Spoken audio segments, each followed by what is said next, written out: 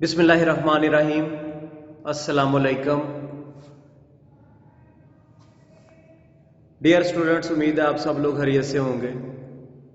आज अकाउंटिंग का lecture number 29,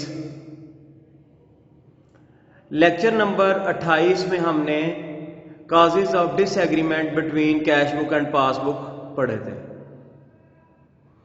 आज हम इसी चीज को आगे लेके जाएंगे और देखेंगे कि कैश बुक का फेवरेबल बैलेंस कौन सा होता है, पासबुक का फेवरेबल बैलेंस कौन सा होता है। ठीक है, आज हम वो पढ़ेंगे और कुछ रूल्स मैं आपको सेंड करूंगा जो बैंक रिकंसिलिएशन के हवाले से हैं। वो सारे रूल्स आपने अच्छे तरीके से याद करने हैं। अगर आपने वो रूल्स अच्छे तरीके से याद कर लिए तो इस चैप्टर में से 20 नंबर का सवाल आना है, वो बहुत आसानी के साथ आप कर लेंगे। ठीक है, तो इंशाल्लाह ताला आज के लेक्चर के साथ मैं आपको कुछ रूल सेंड करूंगा, यहाँ पे हम पढ़ेंगे भी और मैं वैसे भी आपको रिटन फॉर्म में सेंड कर दूंगा ताकि आपके लिए आसानी हो जाए। तो हम पढ़ रहे थे काजेज ऑफ डिसएग्रीमेंट, उसके बाद कैश बुक का फेवरेबल बैलेंस कौन सा होता है और पासबुक का फेवरेबल बैलेंस कौन सा होता है, ये चीज आपको पता होनी चाहिए। तो उसमें देखते हैं हम।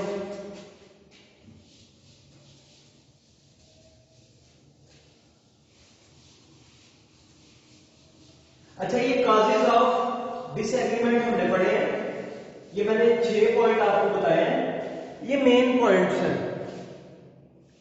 इसका मतलब ये नहीं है कि बस यही पॉइंट्स हैं, इसके अलावा भी पॉइंट्स हैं जिसमें पासबुक वालों को कभी गलती लग जाती है, कभी कैश बुक में लिखते हुए गलतियां लग जाती हैं। ठीक है, तो वो भी बीच में शामिल है, लेकिन मैंने उनको डिस्कस नहीं किया। मैंने जो मेन पॉइंट्स हैं उनको डिस्कस किया। जब हम क्वेश्चन करेंगे तो हम उन गलतियों को भी डिस्कस करेंगे। देखिए, जब हम बैंक में पैसे जमा करवाते हैं तो हम एंट्री क्या करते हैं? जब भी हम बैंक में पैसे जमा कराते हैं, अपने बिजनेस में से पैसे निकाले, बैंक में जमा करवा दिए, तो हम क्या एंट्री करते हैं?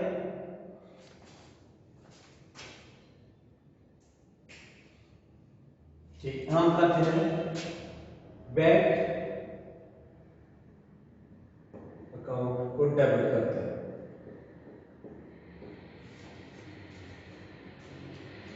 ठीक है, हम बैंक अकाउंट को डेबिट करते हैं कैश बुक में कि हमारा बैंक बैलेंस बढ़ रहा है। ठीक है, हमारा बैंक बैलेंस बढ़ रहा है।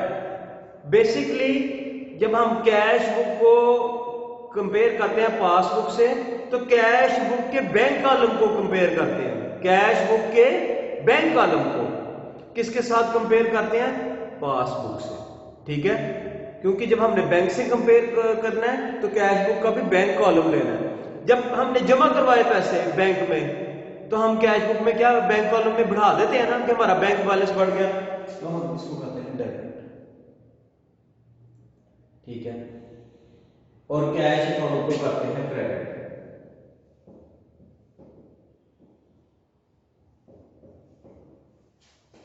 अब फर्ज करें कि ये मिस्टर ए ने पैसे जमा कराए हैं। अब जब बैंक में पैसे जमा हो गए, बैंक वाले क्या करते हैं? बैंक के पास कैश इंक्रीज हो गया, वो क्या करते हैं? ये कैश बुक में,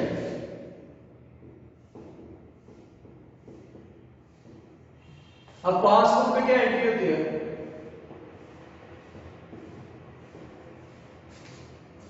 उनके पास कैश इंक्रीज हो गया, तो कैश इंक्रीज हो जाए तो डेबिट,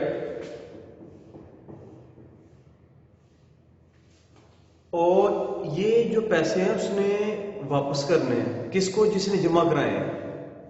मैंने आपको बताया था मिस्टर ए ने अगर पैसे जमा कराए हैं तो बैंक में, तो बैंक ने उसको पैसे वापस करने हैं, बैंक की लायबिलिटी है। और जब भी लायबिलिटी इंक्रीज हो जाए तो वो क्या होती है? क्रेडिट।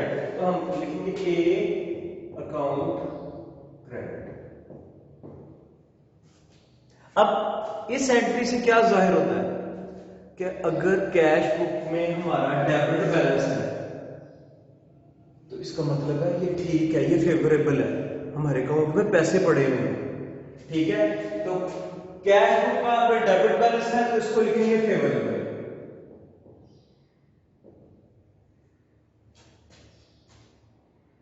ठीक है, और पासबुक में ये अगर हमारा क्रेडिट बैलेंस रहेगा इसका मतलब है बैंक वालों ने हमारे पैसे देने हैं। अब ये देखा ए अकाउंट क्रेडिट है, बैंक वालों ने ए को पैसे देने हैं, इसका मतलब है कि पासबुक में अगर हमारा क्रेडिट बैलेंस है तो इसका मतलब है वो अच्छा बैलेंस है, वो फेवरेबल बैलेंस है। तो ये क्रेडिट बैलेंस जो है ये फेवरेबल।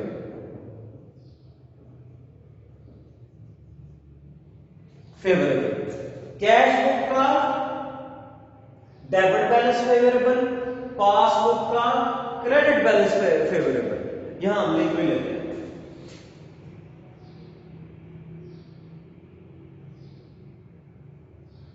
कैश बुक का जो डेबिट बैलेंस है वो फेवरेबल और पासबुक का क्रेडिट बैलेंस जो है वो क्या है, फेवरेबल।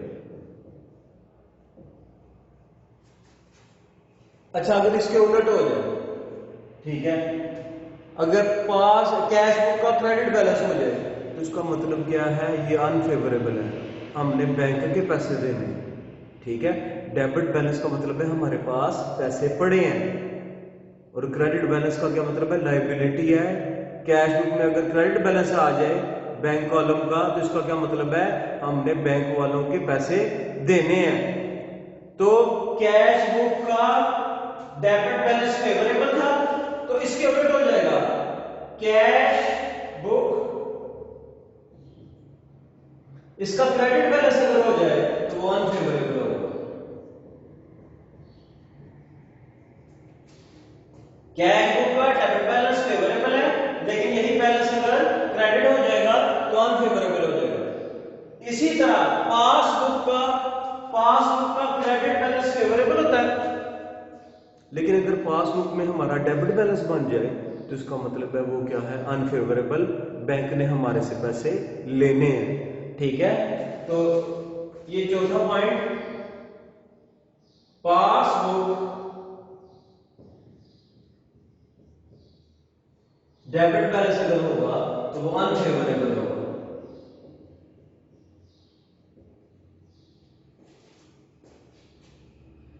ये रूल्स आपने याद रखने हैं, मैं एक बार रिपीट कर देता हूं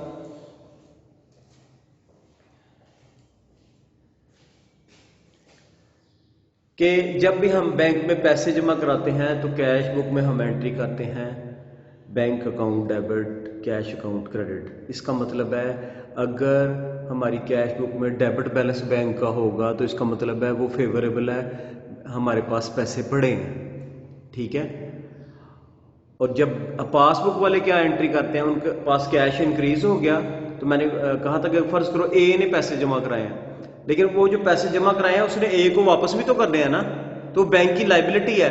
तो जब लाइबिलिटी इंक्रीज होती है तो क्या होती है, क्रेडिट। इसका मतलब है पासबुक में हमारा अगर क्रेडिट बैलेंस होगा तो वो फेवरेबल होगा, कैश बुक में अगर डेबिट बैलेंस होगा तो वो फेवरेबल है। ठीक है, और अगर उलट हो जाए, अगर कैश बुक का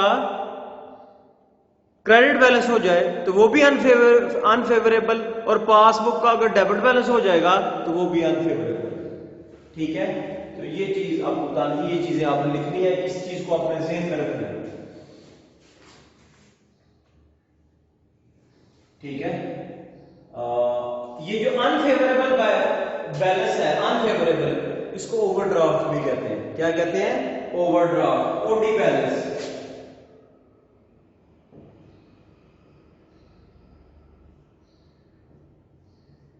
ओवरड्राफ्ट जो अनफेवरेबल बैलेंस है कैश बुक का और पासबुक का, उसको ओवरड्राफ्ट भी कहते हैं। अब हम रूल्स देखेंगे कि बैंक रिकंसिलिएशन बनाते वक्त हम किन रूल्स को फॉलो करेंगे।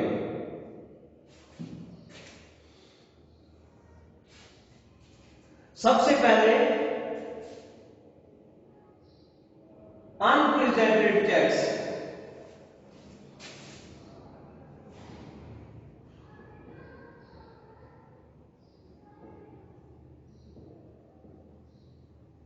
Unrepresented checks. तो जब भी अनप्रेजेंटेड चेक्स आएंगे हम इनको डेबिट करेंगे।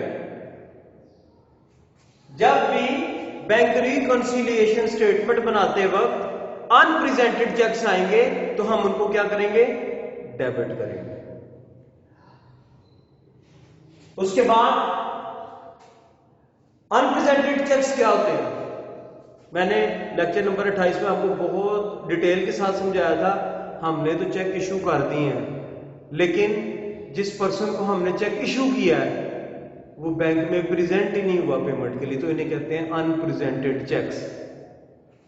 तो ये क्या होंगे, डेबिट। उसके बाद cheque send to creditor but not paid by the bank. Cheque send to creditor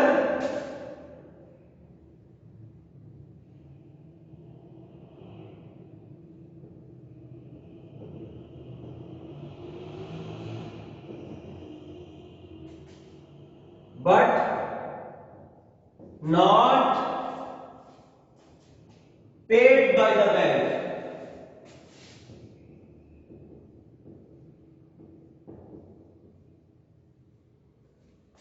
हमने अपने क्रेडिटर्स को चेक भेजे लेकिन अभी तक बैंक ने पे नहीं किए, ठीक है, तो ये भी क्या होंगे, paid debit.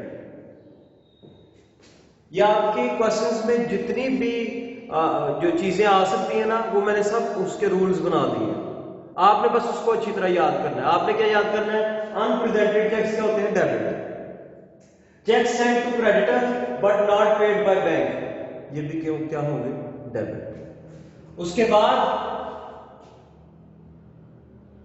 Checks issued but not presented.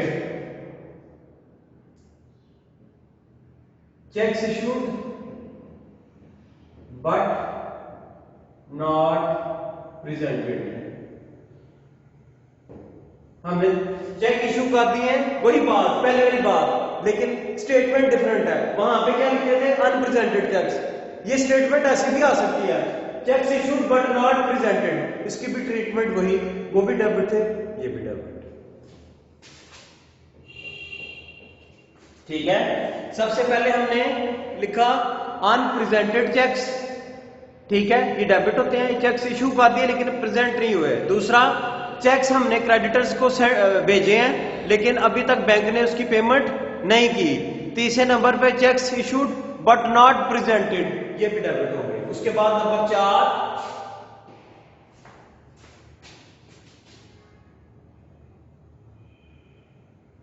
Cheques issued but were not cash yet. Cheques issued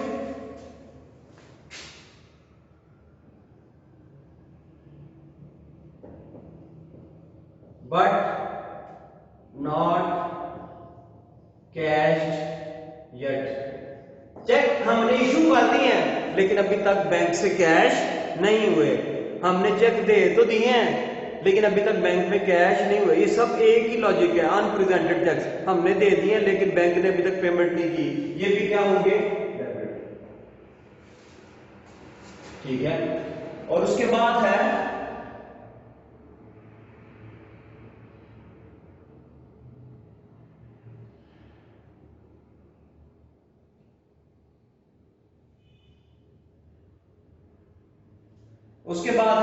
checks issued but not cash from bank. Cheques issued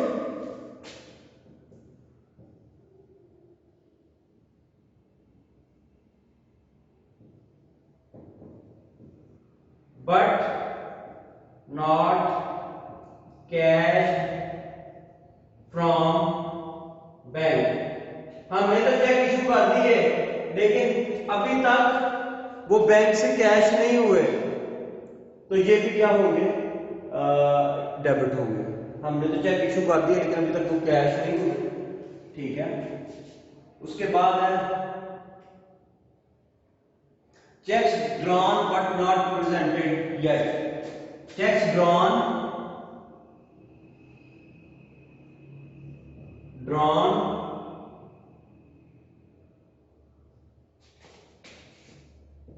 but not presented.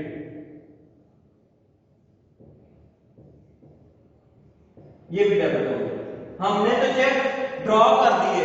Draw का मतलब भी क्या है, हमने भी चेक इशू कर दिए लेकिन अभी तक वो प्रेजेंट नहीं हुए पेमेंट के लिए। तो ये जो सारे चेक हैं, ये इस तरह की स्टेटमेंट जब भी आएगी, चाहे वो अनप्रेजेंटेड चेक्स हों, चाहे cheque send to creditors but not paid by bank, cheques issued but not presented, cheques issued but not cashed yet, cheques issued but not cashed from bank, cheques drawn but not presented yet. मतलब सबका यही है, हमने cheque issue कर दिए, हमने cash book में से माइनस कर दिए, लेकिन बैंक वो जो चेक है वो बैंक में प्रेजेंट नहीं हुए पेमेंट के लिए। तो आज के इस लेक्चर को यहीं पे खत्म करते हैं। ये रूल्स आपने याद करने हैं, मैं आपको ये सेंड भी कर दूंगा। अल्लाह हाफिज।